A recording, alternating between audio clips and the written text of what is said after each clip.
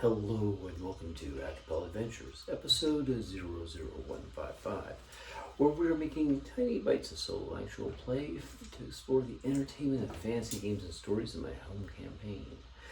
A sample of raw cookie dough for the role-playing mind. Brought to you every Monday, Wednesday, and Friday by my hobby, turningdice.com. Our characters are Igor Steinmann, a Dwarven Mercenary Bodyguard. We've got Mac Wolfsbane, a human Techno-Artificer. He likes techno. And Wyesley, a human Sower of Chaos, their allies, and they have found allies and enemies in quest to find. Ending the foray into the unknown dungeon with a little treasure, it's time to try some subquests. Checking out the mill wheel. That's what we're on right now. I've discovered I am... Alright, let's do a little basics. I've been adapting rules, and I was adapting the wrong rules from the older version of the game. The guy released a new version of the game. I didn't get a copy. And then I talked to the guy, Buddy Wayne, and he's like, oh yeah, version 1.1's out. You're playing with 1.10. 1.01. I get it right. There's rules in there, you need to read those rules. I'm like, oh, hey. My bad, didn't see it. Playing off the old rules. It was a little klutzy. So what we're going to do is, that means, honestly, I think this fight is over with. I don't see any point in really continuing it either. So the wingticks have been dispersed. Mac, however, is going to keep the torch he has lit, and will feed small various things to the fire spirit in order to make it happy. Long enough to stick around for the next fight if there is one. Mac views this as being a reasonable, intelligent path to take at this point. And fire spirit's like, I haven't been around burning things for a little bit.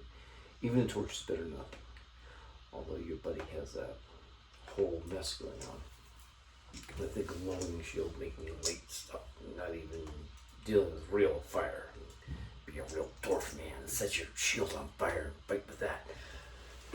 Which Mac is just like, I'm gonna talk to him about it. We'll see. Whoever the way to ignite his shield might not be out of the question. Could be interesting. I have to say, how often have you seen somebody show with a fire shield? It's like, it's like, okay, this guy's not like crazy because he's attacking me. He's crazy because he set his shield on fire to attack me with that while he's beating me with a, flaming weapon of some sort. Yes, I am going to want to fight the guy who's going all crazy with fire.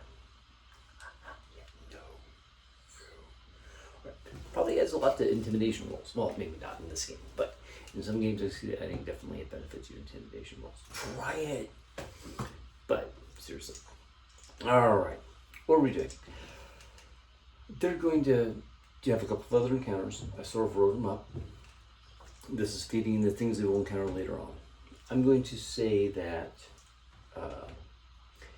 they're heading towards the middle wheel. It takes a while. It's 800 yards from the start to the end of the valley. The mill wheel is, so they had to, basically, it's a double valley, okay, pointing up towards the mountain. They had to go around and then up, and they probably got attacked by the wing ticks on the lower point of, that's like the, rough faces going up and, forms up part of the mountain further, but it's been eroded on the sides. They were heading up one erosion to attack the Scabkins, and they headed around and down to check out the other situation on the other side. I'm going to say we've got 4 encounters. One's been taken care of. They hear the Minotaur bellowing a challenge to the sun at midday. Alright? This is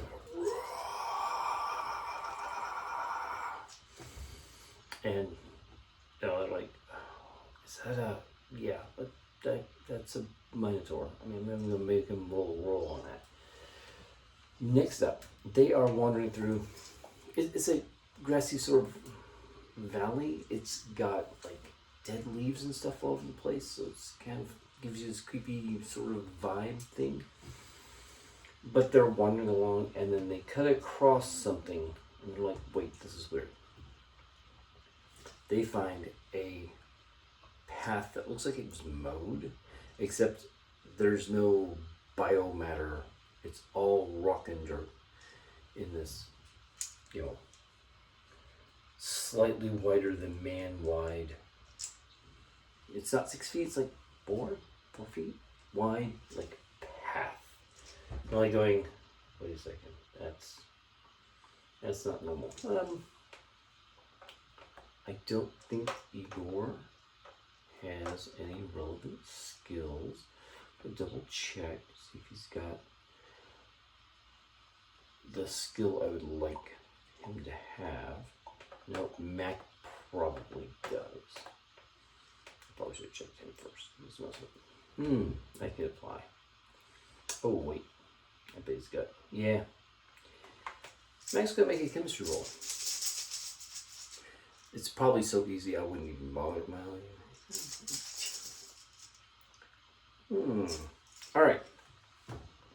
Mac determines this path was made by acid.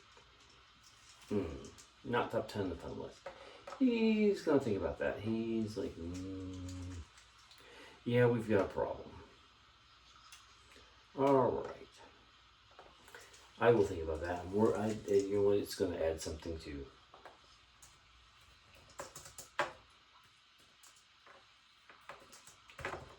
Yeah, Mac knows what to do. I have a solution for this problem. Alright, next up, we have Skepkin's Spear Ambush.